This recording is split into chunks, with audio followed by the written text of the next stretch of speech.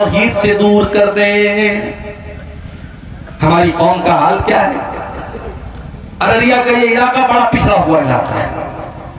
किसी बाप को अल्लाह ताला ने तौफीक दी, उसने बेटे को पढ़ाया, बेटा आईएएस ऑफिसर बन गया। कटिहार के अंदर, पूर्णिया के अंदर, अररिया के अंदर आईएएस ऑफिसर बन गया। बहुत अच्छी बात है, हमारी कौम का बच्चा आईएएस ऑफिसर बन गया। अब आईएएस ऑफिसर की कुर्सी पर जब वो बैठा, वो लड़का हमारी कौम का, तो वो कारून बन गया, वो फिरौन बन गया, अल्लाह को भूल गया। उसे इस्लाम बड़ा मामूली मजहब लगने लगा। उसे लगने लगा कि साहब ये मौलवी लोग तो बड़ी दकियानूसी बातें करते हैं, सब मजहब की बातों को छोड़ दो, तरक्की करो, आगे बढ़ो, ये रोजा नमाज छोड़ो, ये सब टॉपिक। अगर इसका नाम तरक्की है मेरे भाई, तो हमें ऐसी तरक्की नहीं चाहिए।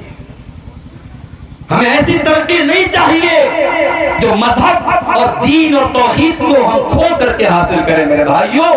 इमाम मालिक का एक जुमला नोट कर लो। इमाम मालिक ने कहा था कि इस उम्मत में बाद में आने वाले लोग कामयाब नहीं हो सकते हैं जब तक वो उस फॉर्मूले को ना अपना लें जो पहले के लोगों ने अपनाया था। सहाबे किराम को देखो, बकरी चराने वाले, खेती करने वाले, सहराओं में घूमने वाले, अल्लाह ताला ने उनको क्या मकाम दे दिया। उस दौर की बड़ी बड़ी सुपर पावर ने उनके आगे सर झुका दिया। ईरान की सुपर पावर जिसको किसरा कहा जाता था, और रोम की सुपर पावर जिसको कैसर कहा जाता था, कैसर और किसरा ने उनको सैल्यूट किया और उनके आगे झुकना पड़ा। और बैतुल मुकद्दस जो एक जमाने तक यहूदियों के कब्जे में, ईसाइयों के कब्जे में था, उस बैतुल मुकद्दस को भी मुसलमानों ने अपने कंट्रोल में लिया और वहां पर नमाज शुरू हो गई। मेरे प्यारे साथियों, ये सारे के सारे हालात सहाबे किराम के दौर में हुए। सहाबे किराम ने तरक्की के नाम पर अपने दीन को नहीं छोड़ा, अपने ईमान को नहीं छोड़ा, अपने इस्लाम को नहीं छोड़ा। उन्होंने वक्त की फिरौनों की आंखों में आंखें मिला करके उनको घुटनों के बल गिरने पर मजबूर कर दिया, मगर अपने हमारा नौजवान अंधा बना हुआ है। मेरे पास अभी व्हाट्सएप पर मैसेज आया, मौलवी साहब एक कंपनी आई है, 10,000 रुपया लगा दो, हर महीने 2,000 रुपये मिलेंगे, 5 महीने में रकम खाली हो जाएगी, उसके बाद जो पैसा मिलेगा सब बेनिफिट होगा। मैंने कहा वो कंपनी कारोबार क्या करती है? कहा मौलवी साहब ये तो नहीं पता। कहते क्रिप्टो कोई कंपनी है, क्रिप्टो की कंपनी है, वो पैसा ले रही है। मैंने कहा कारोबार क्या करती है नहीं मालूम। पूरे गांव के लोग पड़े हुए हैं, मौलवी साहब, मस्जिद के इमाम साहब भी वो काम कर रहे हैं। माफ करना मेरे भाई, कोई काम अगर इमाम साहब शुरू कर दे तो वो जायज नहीं हो जाएगा। कोई काम अगर मौलवी साहब शुरू कर दे तो वो जायज नहीं हो जाएगा। आपको पता करना पड़ेगा कि वो काम जायज भी है कि नहीं है। मेरे प्यारे नौजवान साथियों, कभी अल्लाह का शुक्र अदा किया करो कि अल्लाह ने हराम चीजों की तो लिस्ट बताई है, लेकिन हलाल चीजों की लिस्ट नहीं बताई है। पूरे कुरान में अल्लाह ने कहीं पर हलाल की लिस्ट नहीं बताई, हराम की लिस्ट बताई। इन्नमा हर्रमा अलैकुमुल मैतता वद्दमा वलहमल खिंजीरी वमा उहिल्ल बिही लिगैरिल्लाह। ऐ ईमान वालो, अल्लाह ने तुम्हारे ऊपर मुर्दार को हराम किया है, खून को हराम किया है, सूअर के गोश्त को हराम किया है, गैरुल्लाह का जिस चीज पर नाम लिया जाए उसको हराम किया है। हराम की तो लिस्ट बताई अल्लाह। वत्तकुल्लाहल्लज़ी तसाअलून बिही वल अरहाम इन्नल्लाह काना अलैकुम रक़ीबा।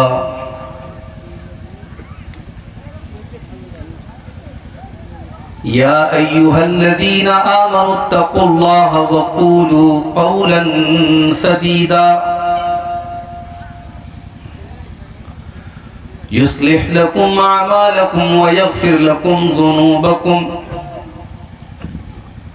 व मन युतिइल्लाह व रसूलहु फ़क़द फ़ाज़ फ़ौज़न अज़ीमा।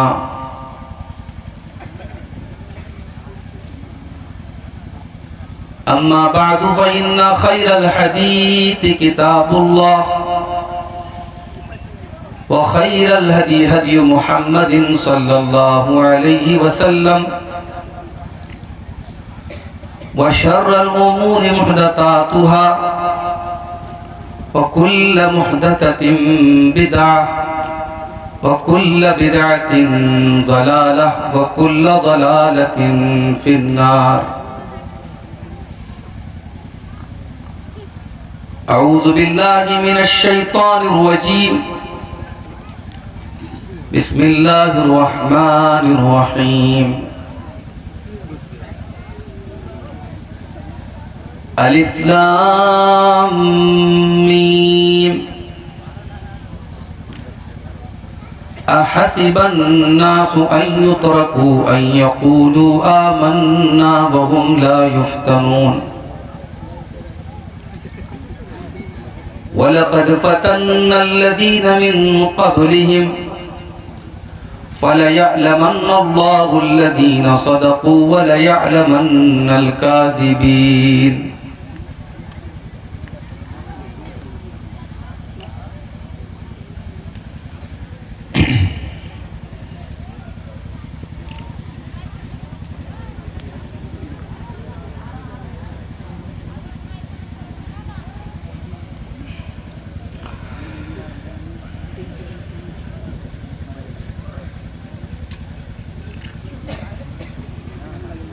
सलाम उस पर के जिसने बेकसों की दस्तगीरी की, सलाम उस पर के जिसने बादशाही में फ़कीरी की, सलाम उस पर के असरारे मोहब्बत जिसने सिखलाए, सलाम उस पर के जिसने जख्म खाकर फूल बरसाए, सलाम उस पर के जिसने खून के प्यासों को क़बाएं दी, सलाम उस पर के जिसने गालियाँ सुनकर दुआएं दी, सलाम उस पर के दुश्मन को हयाते जावेदा दे दी, सलाम उस पर अबू सुफियान को जिसने अमा दे दी, सलाम उस पर के जिसका जिक्र है सारे सहाइफ में, सलाम उस पर हुआ मजरूह जो बाजार ताइफ में, सलाम उस पर वतन के लोग जिसको तंग करते थे, सलाम उस पर के घर वाले भी उससे जंग करते थे, सलाम उस पर के जिसके घर में चांदी थी न सोना था, सलाम उस पर के टूटा बोरिया जिसका बिछोना था, सलाम उस पर जो सच्चाई की खातिर दुख उठाता था, सलाम उस पर जो भूखा रह के औरों को खिलाता था, सलाम उस पर जो उम्मत के लिए रातों को रोता था, सलाम उस पर जो फर्शे खाक पर जाड़े में सोता था, सलाम उस पर जो दुनिया के लिए रहमत ही रहमत है, सलाम उस पर के जिसकी ज़ात फ़ख्रे आदमीयत है,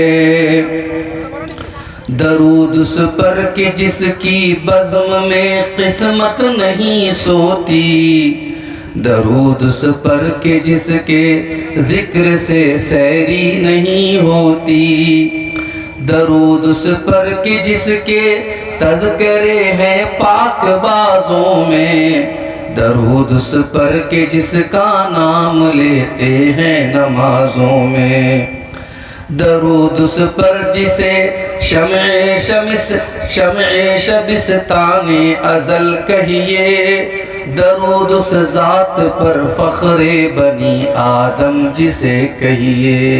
अल्लाहुम्मा सल्लि व सल्लिम व बारिक अलैहि। सदर मोहतरम उलमाए किराम, मोहतरम बुज़ुर्गों, नौजवान भाइयों, माँ और बहनों, प्यारे बच्चों, अपने अजीज़ भाई शेख नौशाद साहब की दावत पर आज का ये प्रोग्राम अररिया के इस गांव में,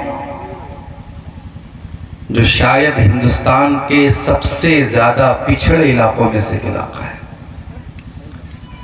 और जहां आने के लिए गूगल मैप भी परेशान हो गया।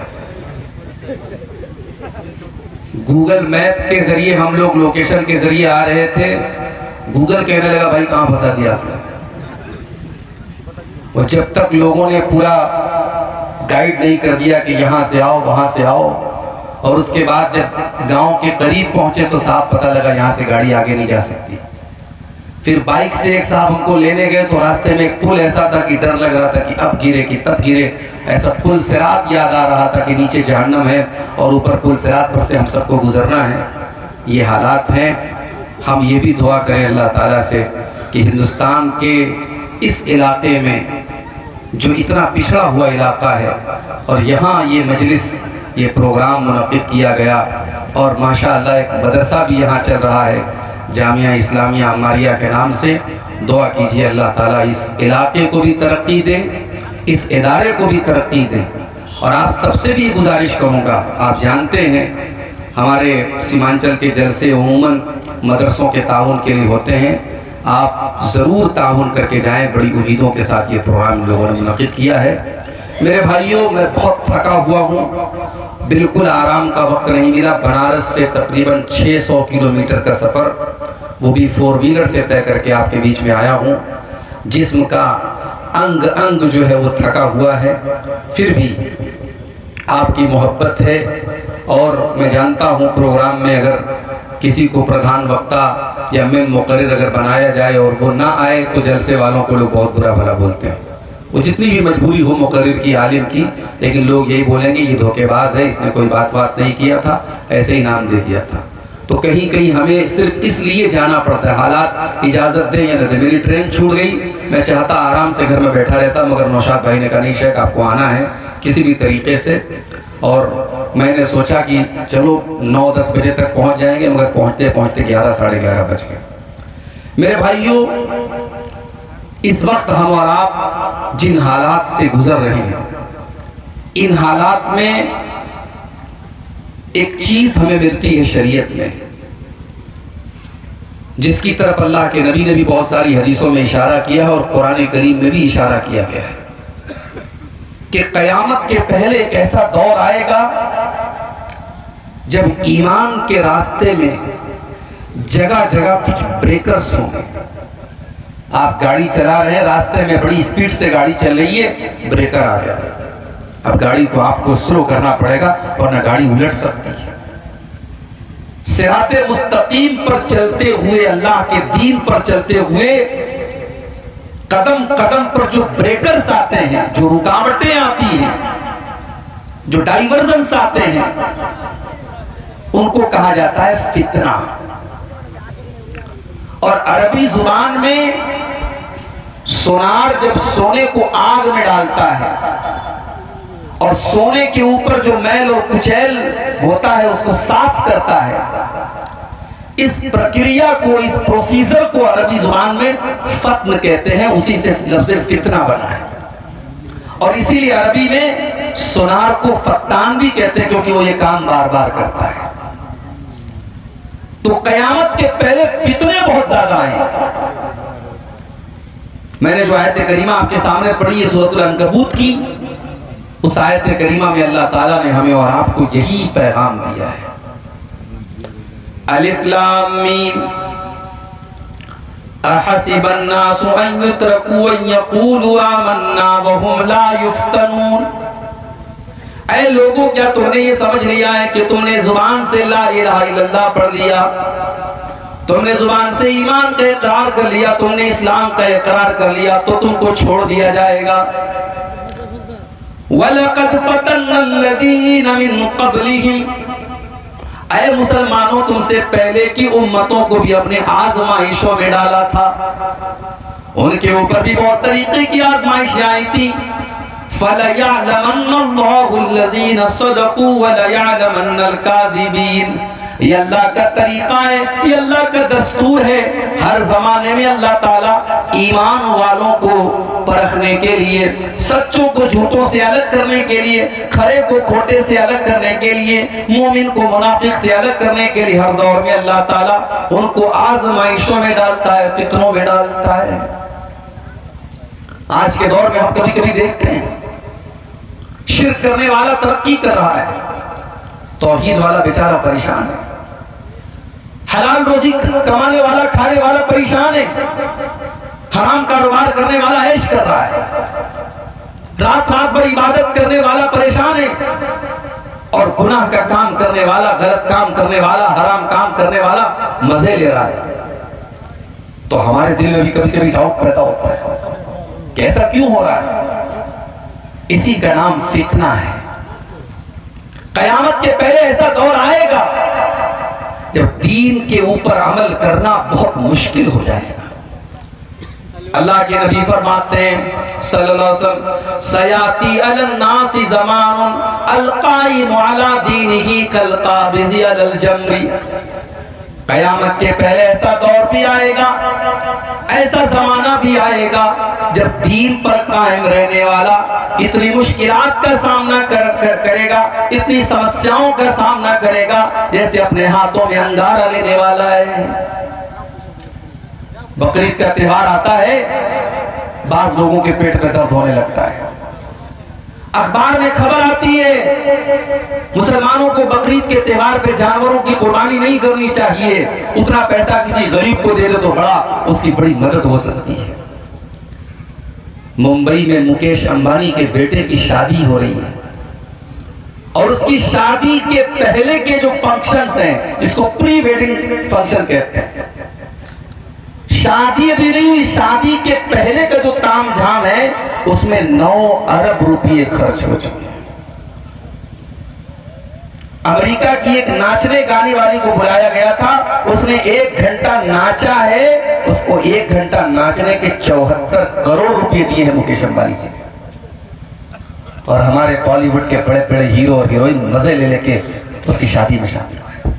तब किसी के पेट में दर्द नहीं हुआ कि 9 अरब रुपये किसी गरीब की बेटी की शादी इससे हो जाए और किसी बच्चे की पढ़ाई पे खर्च कर दिए जाए और किसी गरीब के घर में कूलर का पानी का इंतजाम कर दिया जाए और पंखा लगा दिया जाए। तब किसी के पेट में दर्द नहीं हुआ। जब दीन के रास्ते में खर्च करने की बात आती है, जब कुर्बानी करने की बात आती है, तो बड़े बड़े लिबरल लोग और बड़े बड़े सेकुलर लोग कहते हैं साहब कुर्बानी को खत्म कीजिए, ये पशु हत्या है, ये जानवरों की हत्या है, और जो है वो पैसा कहीं और खर्च किया जाए। ये हालात है मेरे भाई। दीन पर अमल करना लोहे के चने के चबाने जैसा हो जाएगा। इसीलिए अल्लाह के नबी फरमाते हैं बदाल इस्लाम गरीबा, जब इस्लाम शुरू हुआ था तो दुनिया की नजर में अजनबी था। इस्लाम पर अमल करने वाले, जब शुरुआत में इस्लाम आया तब भी उसके ऊपर अमल करने वाले दुनिया की नजर में अजनबी थे। वसयऊदु कमा बदा गरीबा, और आगे चल करके फिर ऐसा दौर आ जाएगा जब इस्लाम पर अमल करना मुश्किल हो जाएगा।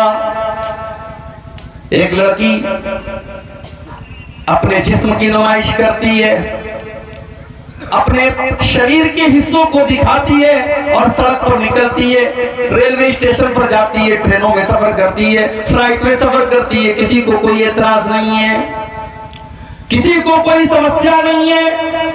अपने पूरे शरीर को दिखा रही है, एक्सपोज कर रही है, किसी को कोई समस्या नहीं है। एक मुसलमान लड़की नकाब में कॉलेज में चली जाती है, पर्दे में यूनिवर्सिटी में चली जाती है, उसके ऊपर बवाल किया जा रहा है, उसके ऊपर एतराज किया जा रहा है, उस पर छींटाकशी की जा रही है, उसको बुरा भला कहा जा रहा है, उसको उकसाया जा रहा है। बदाल इस्लाम गरीबा, अल्लाह के नबी फरमा रहे हैं इस्लाम जब शुरू हुआ था तब भी इस्लाम पर अमल करने वालों को बहुत सारे ताने मारे जाते थे, और आगे चल करके इस्लाम पर अमल करने वालों को फिर से ताने मारे जाएंगे।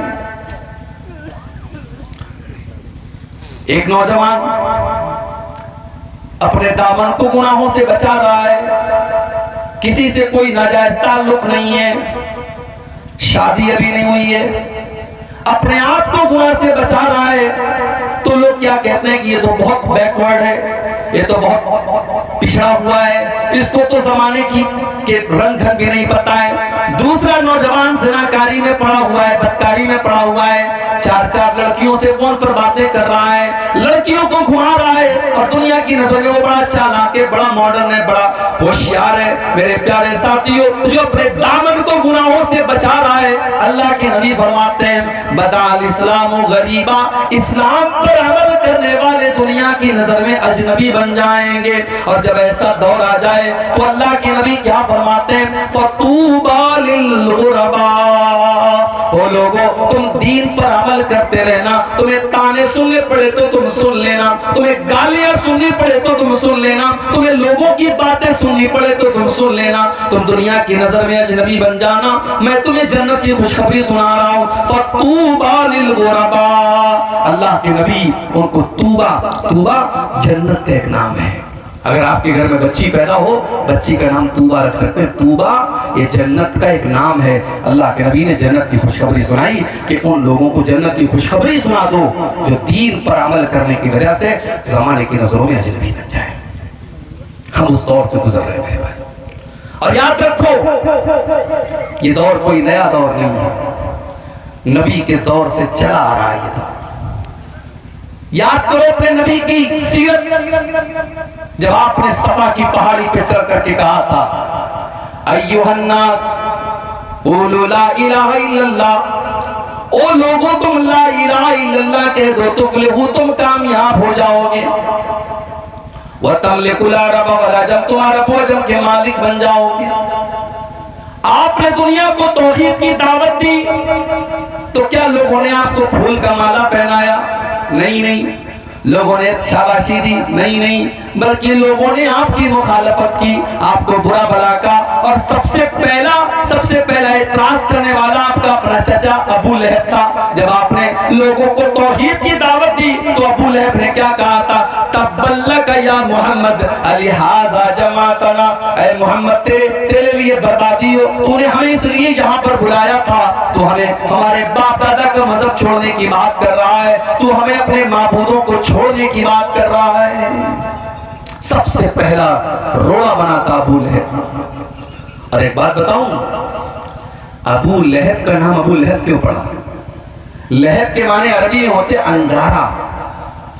अबू लहब बहुत गोरा चट्टा था, वो फेयर एंड लवली नहीं लगाता था, फेयर एंड हैंडसम नहीं लगाता था, वो नेचुरल गोरा था, बहुत खूबसूरत था। इतना गोरा था कि उसका नाम पड़ गया अबू लहब। इतना गोरा, इतना खूबसूरत कि अंगारे की तरह वो चमका करता था।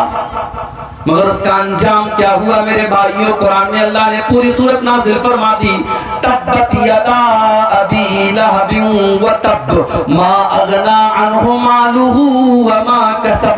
अबू लहब के दोनों हाथ टूट जाए, अबू लहब बर्बाद हो जाए, मा अगना अन्हु मालुहु व मा कसब, न उसका माल उसके कोई काम आया, न उसकी कमाई उसके कोई काम आई। व मरअतुहु हम्मालतल हतब, और अल्लाह ने फरमाया कि उसकी जो बीवी थी जिसका नाम उम्मे जमील था, जो लकड़ी उठा करके लकड़ियां ला करके चुन करके लाया करती थी और अल्लाह के नबी को बुरा भला कहा करती थी, अल्लाह ने उसकी बीवी की मजम्मत की, उसकी भी बुराई की, उसके ऊपर भी लानत फरमाई। फरमाया वमरातुहु हम्मालतल हतब फी जीदिहा हब्लुम मिन मसद, उस अबू लहब की बीवी की गर्दन में अल्लाह ताला कयामत के दिन रस्सी डालेगा, वो भी जहन्नम की आग में डाली जाएगी। मेरे प्यारे साथियों, पता ये चला कि दुनिया में कोई खूबसूरत अगर है, कोई हैंडसम है, कोई बहुत स्मार्ट है, बहुत गोरा चट्टा है, अपनी खूबसूरती पर नाज ना करे, अपने चेहरे पर नाज ना करे। अल्लाह ताला खूबसूरती को नहीं देखेगा। इन्नल्लाह ला यंजुरु इला सुवरिकुम व अजसामिकुम, अल्लाह ताला तुम्हारे चेहरों को नहीं देखता, अल्लाह ताला तुम्हारी शक्लों को नहीं देखता, अल्लाह ताला तुम्हारे शरीर को नहीं देखता, वलाकिन यंजुरु इला कुलूबिकुम व आमालिकुम, अल्लाह ताला तुम्हारे दिल को देखता है और अल्लाह ताला तुम्हारे अमल को देखता है। यहाँ तो बेचारा परेशान बैठा है, स्टेटस पे फोटो लगाया तो हर मिनट का चेक कर रहा है कितने लोगों ने स्टेटस देखा, फेसबुक पे फोटो डाला तो हर मिनट में चेक कर रहा है कितने लोगों ने मेरे फोटो को लाइक किया। अरे नालायक, लोगों के लाइक की इतनी फिक्र करता है, काश तुम्हें अल्लाह के लाइक की फिक्र की होती। फोटो तो तुमने फिल्टर करके आए तो माशाल्लाह ऐसे ऐसे ऐप आ रहे कि भाई अमेरिका के गोरे को अफ्रीका का काला बना दो, अफ्रीका के काले को अमेरिका का गोरा बना दो। ऐसे ऐसे ऐप आ रहे, जवान को बूढ़ा बना दो। एक साहब ने मेरा फोटो भेजा एडिट करके, दाढ़ी वाड़ी गायब और बाल बिल्कुल बॉलीवुड के हीरो की तरह उड़ रहा है और पैंट और कोट पहन करके मुझको भेज करके कहने लगी कि पहचान कौन है? मैंने कहा मैं तो नहीं पहचाना, कौन है? आपका फोटो है, एडिट करके मैंने बनाया है।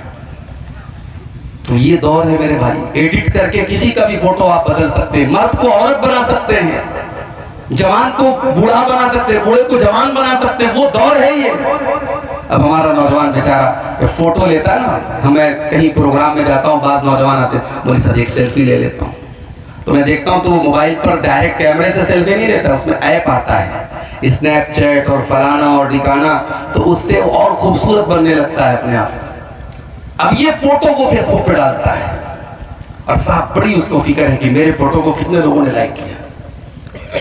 मेरे नौजवान साथियों, जितनी फिक्र आपको अपने इस फोटो के लोगों के लाइक करने की है, काश इतनी फिक्र इस बात की होती कल कयामत के दिन अल्लाह ताला आपको लाइक करेगा कि नहीं करेगा।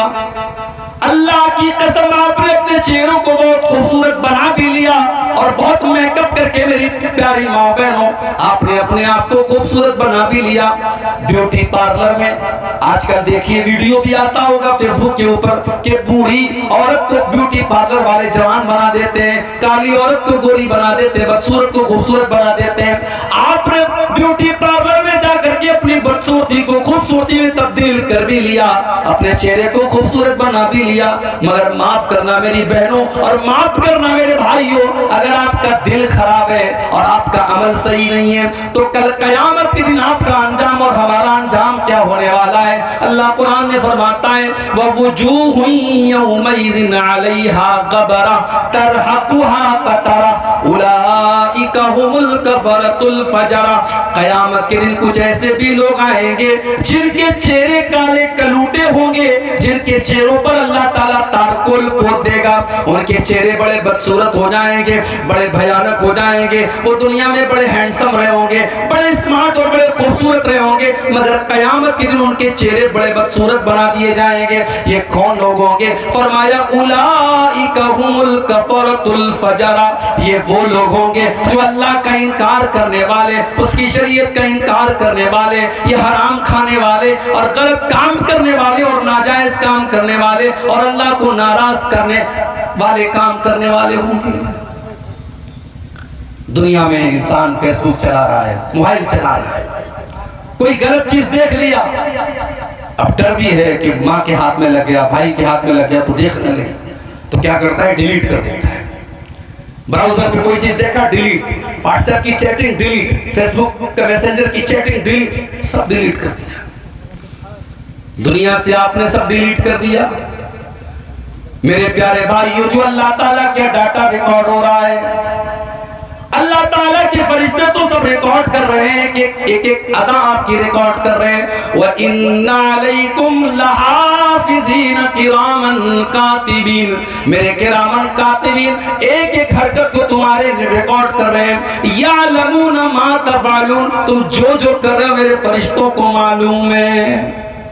फरिश्ते सब रिकॉर्ड कर रहे हैं और फरिश्ते तो कर ही रहे हैं। हमने मोबाइल को उंगली से टच किया, हमारी उंगली भी रिकॉर्ड कर रही है। हमने मोबाइल पर आंखों से कुछ देखा, हमारी आंखों के अंदर जो उसकी रिकॉर्डिंग हो रही है। हमने कानों में हेडफोन लगा के, ईयरपोर्ट लगा के कुछ सुना, हमारे कान भी उसको रिकॉर्ड कर रहे हैं। और कयामत के दिन आंख भी गवाही देगी और कान भी गवाही देंगे और हमारी उंगली भी गवाही देगी। अल्लाह ने फरमाया हत्ता इज़ा मा जाऊहा शहीदा अलैहिम समउहुम व अबसारुहुम वजुलूदुहुम बिमा कानू यअमलून। कयामत के दिन जब तुम आओगे, तुम्हारी आंखें भी तुम्हारे खिलाफ गवाही देंगी, तुम्हारे कान भी तुम्हारे खिलाफ गवाही देंगे, तुम्हारे बदन की चमड़ी भी तुम्हारे खिलाफ गवाही देगी। वक़ालू लिजुलूदिहिम लिमा शहीदतुम अलैना क़ालू अंतक़नल्लाहु अल्लज़ी अंतक़ कुल्ल शै। इंसान कहेगा अपनी चमड़ी से, तू कैसे बोल रही है, तू कैसे बात कर रही है। इंसान की चमड़ी कहेगी आज अल्लाह ने हमको बोलने की ताकत दी है, बोलने की शक्ति दी है, और आज हम तेरे करतूतों का पर्दाफाश करेंगे, तेरे पोल खोलेंगे, तेरा सब कुछ बयान करेंगे। इसकी फिक्र करो मेरे भाई। ये उंगली से जो टच करते हो उंगली गवाही देगी, ये कानों से जो सुनते हो कान गवाही देंगे, आंखों से जो देखते हो आंख गवाही देगी। और अल्लाह हिसाब नहीं लेगा, अल्लाह हिसाब तो बाद में लेगा। दुनिया में क्या होता है, रिजल्ट मिलता है स्कूल में बच्चों को, उस पर लिखा रहता है पास है कि फेल है, पास है तो कौन सी डिवीजन से पास है, कितने परसेंटेज मिले। दुनिया में ये तो नहीं होता ना कि बच्चे को ला करके एग्जाम की कॉपी दे दी जाती, लो भाई देखो तुमने जो लिखा वो नंबर मिला, ऐसा नहीं होता। एग्जाम की कॉपी कब मिलती है, जब बच्चे के गार्जियन कहते हैं कि सर हमारे बच्चे ने तो बहुत अच्छा इंग्लिश का पेपर दिया था, आपने 100 में उसको 70 मार्क्स दिए हैं, 70 नंबर दिए हैं, हमारा बच्चा तो कह रहा है उनके सारे जवाब सही थे। तब टीचर क्या करता है, कॉपी निकालता है और कॉपी निकाल के बच्चे के पेरेंट्स को दिखा देता है, उसके माँ बाप को, देखिए ये है आपके बच्चे की कॉपी, आपके बच्चे ने जितना लिखा था उसको उतना नंबर उसको मिल गया। कयामत के दिन अल्लाह तबारक व तआला हमारी मार्कशीट नहीं देगा, हमारी आंसर बुक देगा।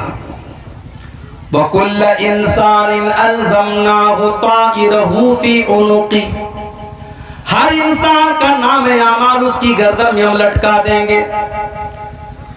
वकुल्ल इंसानिन अल्ज़मनाहु ताइरहु फी उनुक़ि व नुख़रिजु लहु यौमल क़ियामति किताबन यल्क़ाहु मंशूरा। उसकी पूरी जिंदगी का कच्चा चिट्ठा एक खुली हुई किताब की शक्ल में उसकी गर्दन में लटका दिया जाएगा और अल्लाह फरमाएगा इक़रा किताबक कफ़ा बिनफ़्सिकल यौमा अलैका हसीबा। मेरे बंदे ये तू अपनी किताब को खुद पढ़ ले, अपनी आंसर बुक को खुद देख ले, तू क्या करके आया है, तूने क्या क्या गुनाह के काम किए, क्या तूने अच्छे काम किए, सब रिकॉर्ड कर लिया गया है। ये तेरी किताब है, तू खुद हिसाब करके बता दे तुझे कितने नंबर मिलने चाहिए, तुझे पास होना चाहिए या फेल होना चाहिए, तुझे कामयाब होना चाहिए या नाकाम होना चाहिए, तुझे जन्नती होना चाहिए या जहन्नमी होना चाहिए।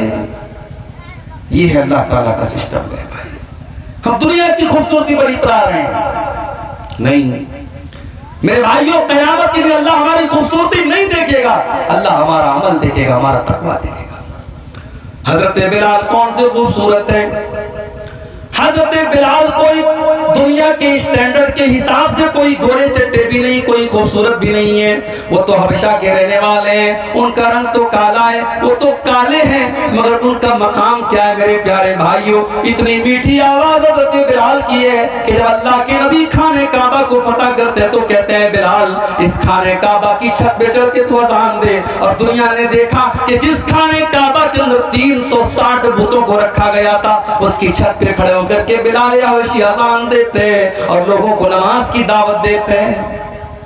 बिलाल का ये मकाम है कि अल्लाह के नबी जब मेराज के सफर पे जाते हैं, आप कहते हैं कि मैंने अपने आगे जन्नत में किसी के चलने की आवाज सुनी, मैंने किसी के पैरों की आहट की आवाज सुनी, मुझे बताया गया कि ये हजरत बिलाल के कदमों की आहट है। जब आप दुनिया में तशरीफ लाए, आपने पूछा कि है बिलाल तू कौन सा ऐसा अमल करता है कि मैंने जन्नत में तेरे कदमों की आहट की आवाज सुनी थी। हजरत बिलाल ने कहा अल्लाह के नबी मुझे ऐसा कोई अमल तो याद नहीं है, हाँ एक बात मेरे अंदर है, मैं कभी बेवजू नहीं रहता हूँ, पेशाब किया, लेटरिन की हाजत हुई, हवा खारिज हो गई, जब भी मेरा वजू टूट जाता है मैं वजू कर लेता हूँ और जब भी मैं वजू करता हूँ मैं 2 रकात नमाज पढ़ता हूँ। अल्लाह के नबी हो सकता है कि यही अमल हो। आपने फरमाया कि हाँ ए बिलाल यही वो अमल है जिसमें तुझे इस मकाम तक पहुंचाया। यही बिलाल थे जब इन्होंने इस्लाम को कबूल किया, इनके मालिक ने उमैया इब्ने खल्फ ने इनको अरब के तपते हुए सहरा में, अरब के तपते हुए बालू पर लेटा दिया और इनके सीने पर गर्म पत्थर रख दिया और इनके ऊपर प्रेशर डाल करके कहने लगा कि ऐ बिलाल अगर तू इस्लाम को छोड़ दे तो मोहम्मद का दीन छोड़ दे, ऐ बिलाल हम तुझे तकलीफ देना छोड़ देंगे। मेरे नौजवान साथियों, बिलाल कोई बहुत पढ़ा लिखा इंसान नहीं है, बिलाल कोई खूबसूरत इंसान नहीं है, बिलाल कोई हैंडसम इंसान नहीं है, मगर बिलाल के सीने में जो दिल है उस दिल में अल्लाह की मोहब्बत भरी है, रसूल की मोहब्बत भरी है। उस अरब के तपते हुए सहरा में लेटा हुआ बिलाल, सीने पर गर्म पत्थर रखा हुआ बिलाल, सीने की चर्बी बिलाल की पिघल रही है और बिलाल के पीठ को अरब की तपती हुई रेत उनकी पीठ को पिघला रही है। मगर फिर भी बिलाल की जुबान से क्या निकलता है? अहद अहद अहद, मेरा अल्लाह एक है, मेरा माबूद एक है, मेरा रब एक है। बिलाल अपनी तौहीद को छोड़ने को तैयार नहीं है।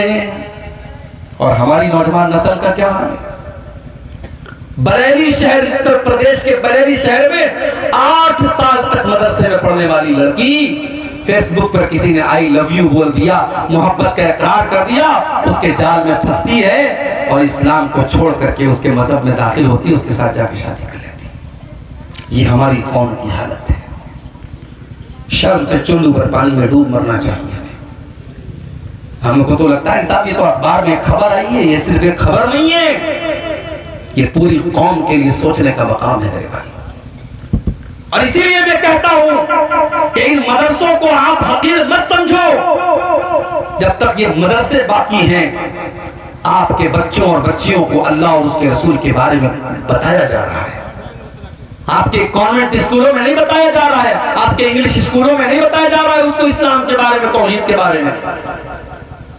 अभी राजस्थान से खबर आई कि साहब बुर्का पहनने वाली और नकाब पहनने वाली लड़कियां स्कूल में क्या कर रही हैं? सूर्य नमस्कार कर रही हैं। और मीडिया भी ऐसी खबरों को मिर्च मसाला लगा के खूब बताता है। साहब देखिए, मुसलमान लड़कियां सूर्य नमस्कार कर रही हैं। क्या इस्लाम के अकीदे के हिसाब से ये ठीक है? हम सूर्य को भगवान नहीं मानते, हम सूर्य को रब नहीं मानते। हमारा अकीदा क्या है? वश्शम्सु तजरी लिमुस्तक़र्रिन लहा ज़ालिका तक़दीरुल अज़ीज़िल अलीम। सूरज अल्लाह ताला के इशारे पर चलता है, अल्लाह के कानून के मुताबिक चलता है। वल क़मर क़द्दरनाहु मनाज़िल हत्ता आद कल उर्जूनिल क़दीम। और चाँद भी अल्लाह ताला के सिस्टम से चलता है। पहली तारीख का चाँद पतला होता है, फिर धीरे धीरे मोटा होता है, फिर 14वीं का चाँद कंप्लीट हो जाता है, फिर धीरे धीरे छोटा होता है और फिर लकड़ी की तरह और खजूर के तने की तरह फिर पतला हो जाता है। ये चाँद का सिस्टम, ये सूरज का सिस्टम ये बता रहा है कि चाँद अपनी मर्जी से नहीं निकल रहा है, सूरज अपनी मर्जी से नहीं निकल रहा है। इनको निकालने वाला कोई है, इनको चलाने वाला कोई है। सूरज अपनी मर्जी का मालिक नहीं है, चाँद अपनी मर्जी का मालिक नहीं है। मेरे प्यारे भाइयों, हमारा अकीदा तो ये है कि सूरज हमेशा पूरब से निकल रहा है और पश्चिम में डूब रहा है। ये अल्लाह का कानून है, ये अल्लाह का हुक्म है, इसलिए सूरज ऐसा कर रहा है। और जिस दिन क़यामत कायम होने वाली होगी, अल्लाह सूरज को हुक्म देगा कि हमेशा तो तू पूरब से निकला करता था, लेकिन आज तुझे उल्टा करना है और क़यामत के दिन सूरज पश्चिम से निकल जाएगा। मेरे प्यारे भाइयों, आज आपके स्कूलों में आपके बच्चों से सूरज के आगे सजदा करवाया जा रहा है और सूरज के आगे हाथ जुड़वाया जा रहा है। मेरे प्यारे साथियों, अपनी नौजवान नस्ल की अकीदे की हिफाजत करो, उनकी तौहीद की हिफाजत करो, उनको ईमान सिखाओ। अगर नहीं सिखाओगे तो अंजाम यही होगा कि 8 साल मदरसे में पढ़ने वाली बच्ची मुर्तद हो जाएगी। हमारी कौम का हाल आप देखो मेरे भाई। राजनीति का तो और बुरा हाल है, पॉलिटिक्स का तो और बुरा हाल है। जो पॉलिटिक्स में चला गया उसका कोई मजहब नहीं है मेरे भाई, वो कहीं भी सर झुका सकता है, किसी के भी आगे पैर हाथ फैला सकता है। नहीं मेरे भाई, ऐसा नहीं होना चाहिए। और याद रखो, इस्लाम से जो लोग नफरत करते हैं उनको आपकी तरक्की से उनको कोई नुकसान नहीं है।